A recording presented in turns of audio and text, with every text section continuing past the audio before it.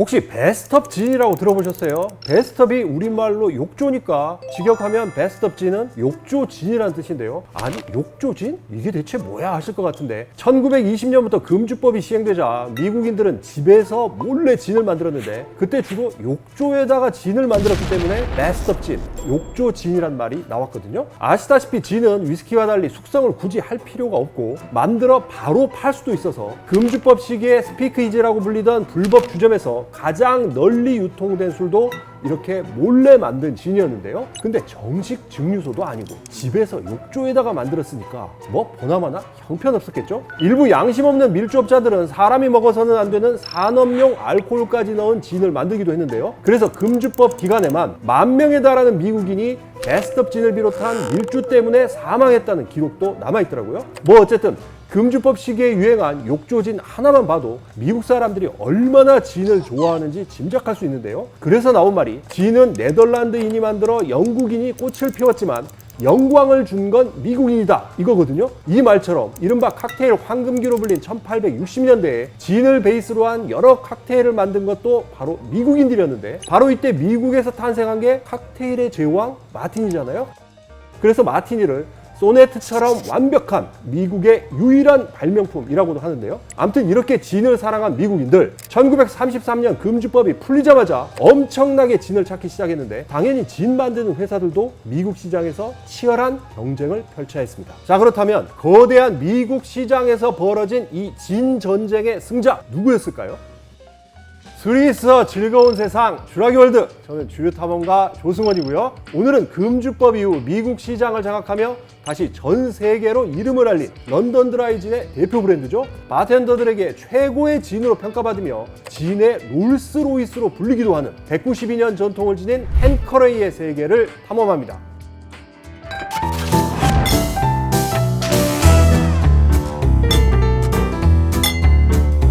앞서 미국인들의 유별난 진 사랑에 대해 얘기를 했는데요. 보드카 열풍으로 진의 인기가 시들시들해진 1980년대 이전까지 텐커레이 진이 미국에서 올린 매출을 보면 정말 어마어마합니다. 1961년에 10만 상자 120만 병을 팔더니 불과 3년 뒤인 64년에는 2배인 20만 상자 240만 병을 넘어섰고 75년에 60만 상자 720만 병에 이어 79년에는 100만 상자 1200만 병 기록을 찍었거든요. 자, 그럼 어떻게 해서 텐커레이는 진을 사랑하는 미국인의 입맛을 사로잡은 걸까요? 뭐 텐커레이 진의 품질이 뛰어났기 때문이다, 이런 얘기는 너무 당연한 것 같고요. 이거 말고도 여러 이유가 있는데요. 일단 텐커레이 런던 드라이 진 병을 보면요, 지금 봐도 뭔가 좀 독특하죠. 이런 병 디자인이 나온 게 1948년인데 색깔부터 눈에 잘 띄는 녹색인데다가 아무래도 진은 주로 칵테일로 즐기기 때문에 칵테일 쉐이커 모양으로 병을 만든 건데요. 이런 독특한 디자인부터 제대로 먹혔어요.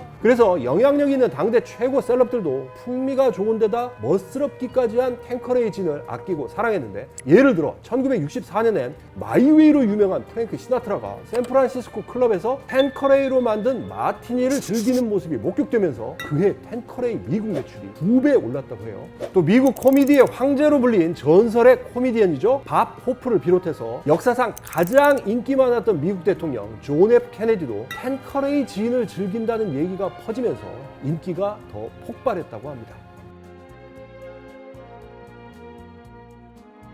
자, 이 PD, 미국인들이 뭐 진을 사랑하지만 그래도 진이라고 하면 딱 떠오르는 나라 하나 있죠. 영국. 왜? 런던 드라이진. 런던 드라이진. 네, 맞습니다. 런던 드라이진이 워낙 유명하다 보니까 진 하면 일단 영국 런던이 떠오르는데요. 근데 이름에 런던이 붙어 있다고 해서 반드시 런던에서만 만들 필요는 없어요. 전 세계 어디서든 런던 드라이진 규정만 지키면 다 만들 수 있거든요. 자, 그렇다면 진의 대명사가 된 런던 드라이진 어떻게 탄생한 걸까요? 일단 예전에 18세기 전반 영국을 휩쓴 진 광풍, 진 크레이지 얘기를 제가 해드린 적 있죠. 명예혁명 이후 왕이 된 네덜란드 출신의 오렌지공 윌리엄이 진 장려책을 펼치면서 영국 사회 전체가 진에 취했던 시기인데요. 귀족에서부터 거지까지 진을 마시게 되면서 가난뱅이도 진을 마시면 왕이 된 것 같다라는 뜻의 로열 포버티라는 말이 생기고, 영국 도시거주 성인 한 명이 1년에 진을 90병 이상 마시던 그런 시절이죠. 자, 그런데 이런 진 광풍 시기에 진의 품질 어땠을까요? 짐작하시겠지만 앞서 말한 베스트업 진 이상으로 엉망이었어요. 만들기만 하면 찾는 사람이 넘쳐나다 보니까 업자들은 값싼 재료로 불량진을 마구 생산해냈는데 당연히 냄새도 안 좋고 맛도 역겨웠겠죠. 그래서 이 당시의 진을 피스퀵이라고 부르기도 했는데 마시면 바로 화장실로 달려가야 할 정도라는 뜻이었거든요. 그런데 이렇게 역겨운 맛이 나는 진을 그냥 내다 팔기는 힘드니까 업자들이 꼼수를 생각해냈는데 그건 바로 설탕을 타는 거였어요. 설탕을 넣으면 역겨운 맛이 어느 정도는 감춰지니까요. 이렇게 설탕을 넣어 단맛이 강했던 18세기 영국의 진을 흔히 올드탐 진이라고 하는데요. 지금의 올드탐 진은 달게 만들면서도 품질이 좋아졌지만 옛날에는 정말 형편없는 게 많았다고 해요. 이렇게 진 광풍 시기에 유행한 올드탐 진을 대신해서 18세기 후반과 19세기 초반에 혜성처럼 등장한 게 바로 런던 드라이 진이었는데요. 그럼 런던 드라이 진은 앞서 말한 올드탐 진과 뭐가 달랐을까요? 일단 품질이 좋아졌어요. 그러니까 아무 재료로나 대충 만들던 대다수 올드탐 진에 비해서 훨씬 고급스럽고 세련됐던 거죠. 또 역한 맛을 감추려고 넣었던 설탕도 더 이상 필요 없게 되면서 풍미가 드라이해졌어요. 이렇게 깔끔하고 부드럽고 드라이한 진이 등장하면서 올드탐 진은 사라지고 바야흐로 런던 드라이 진의 시대가 열렸는데요. 19세기 초반 런던 드라이 진의 전성 시대를 이끈 선구자 중 한 사람이 바로 텐커레이 창업자 찰스 텐커레이입니다. 자, 그렇다면 찰스 텐커레이는 어떻게 세계 진 역사에 큰 족적을 남기게 된 걸까요?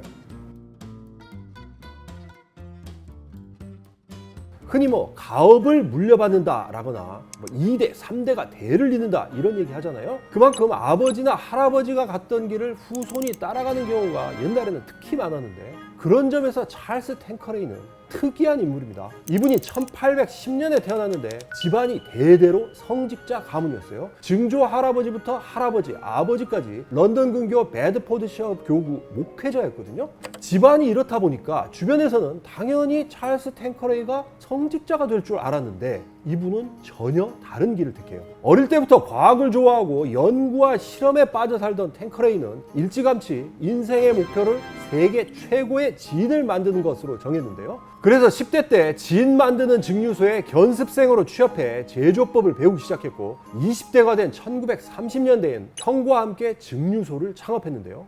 맨 처음 털을 잡은 곳이 어디냐? 바로 온천수로 유명했던 런던 블룸스베리의 바인 스트리트라는 곳이었어요. 이렇게 양질의 온천수가 쏟아져 나온 곳에서 찰스 텐커레이는 레시피를 연구하면서 세계 곳곳에서 식물 재료를 가져와서 밤낮으로 실험을 거듭했는데요. 이때 찰스 텐커레이가 실험한 레시피가 300개에 달할 정도였다고 하니까 와, 얼마나 많은 시행착오를 했는지 짐작할 수 있겠죠? 아무튼 이런 각고의 노력 끝에 찰스 텐커레이는 최상의 풍미를 이끌어내는 황금 레시피를 드디어 찾아냈는데 진의 기본 재료 주니퍼 베리에 안젤리카와 감초, 코리앤더 씨앗을 자기만의 황금 비율로 섞어서 완벽하게 균형 잡힌 진을 탄생시켰으니 그게 바로 지금의 텐커레이 런던 드라이 진입니다. 자, 그런데 제가 늘 드리는 말씀이 있죠. 술은 잘 만드는 것도 중요하지만 잘 파는 것도 중요하다고 했잖아요. 그래서 역사가 100년, 200년 된 주류 브랜드를 보면 공통점이 하나 있는데 그건 바로 창업자가 뛰어난 품질의 술을 만들어내고 나면 이후 후손들이 이걸 잘 팔아서 성공시켰다는 거예요. 그러니까 아버지는 잘 만들고 자식들은 잘 파는 게 주류 브랜드 성공 공식이나 마찬가지인 건데요. 올해로 역사가 192년 된 텐커레이 역시 마찬가지였어요.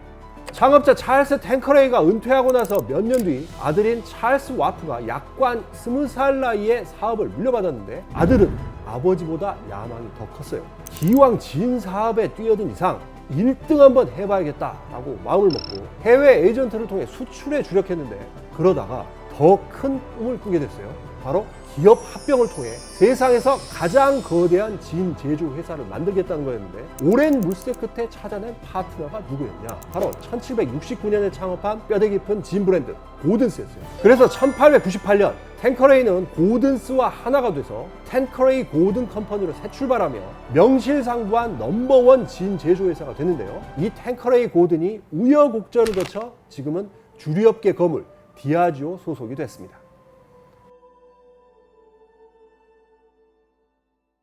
자, 이 PD 솔직히 진 좋아해요?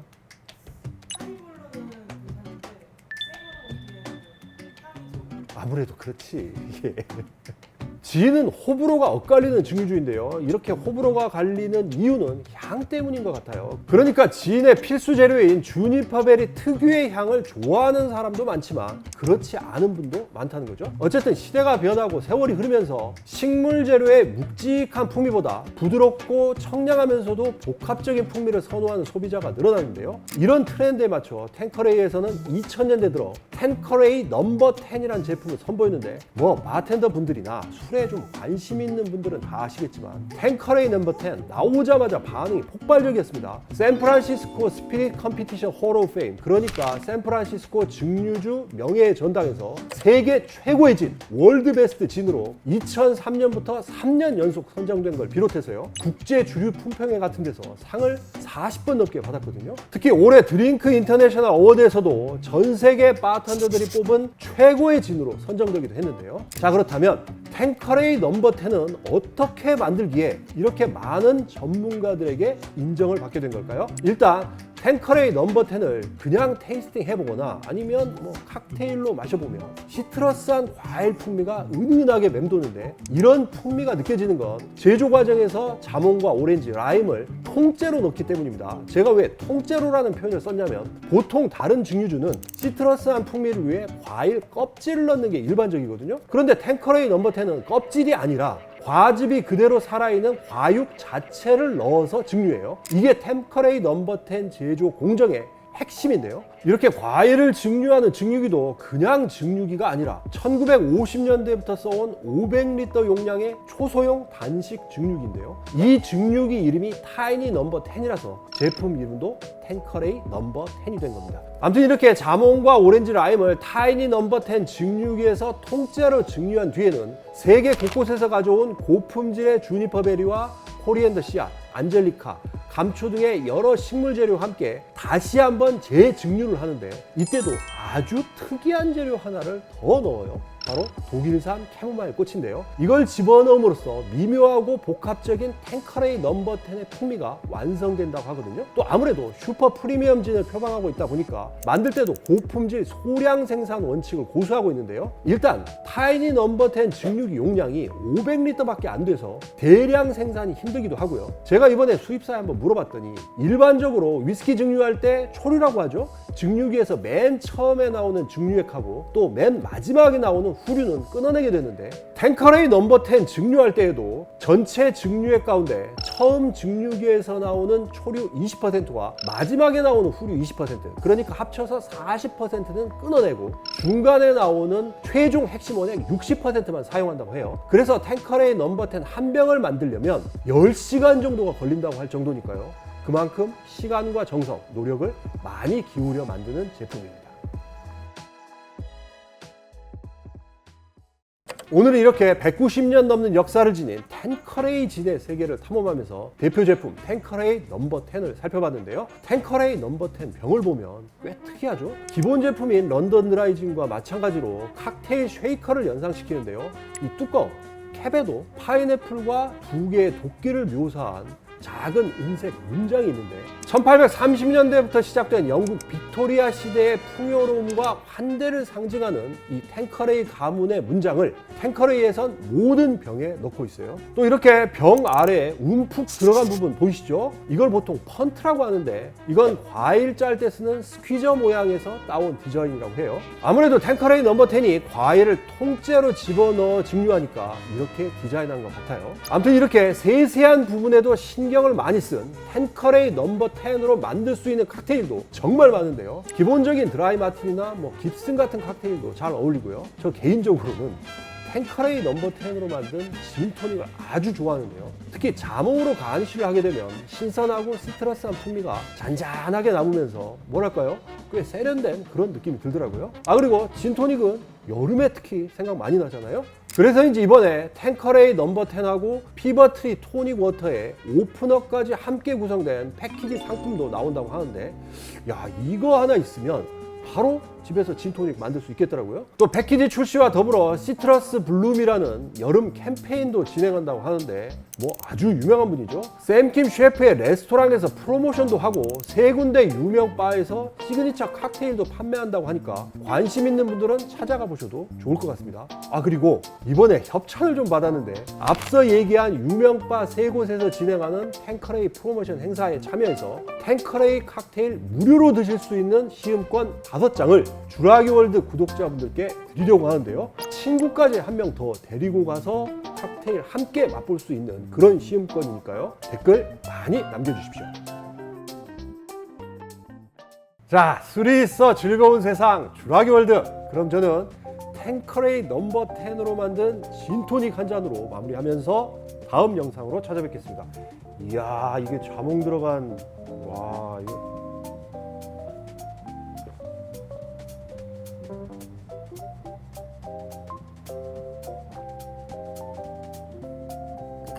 우와, 와, 야, 이게 자몽이 들어가니까 이게, 와, 이거 진짜 여름 칵테일이네. 오늘같이 날 더운 날 먹으면, 와, 이거, 어우, 맛있는데.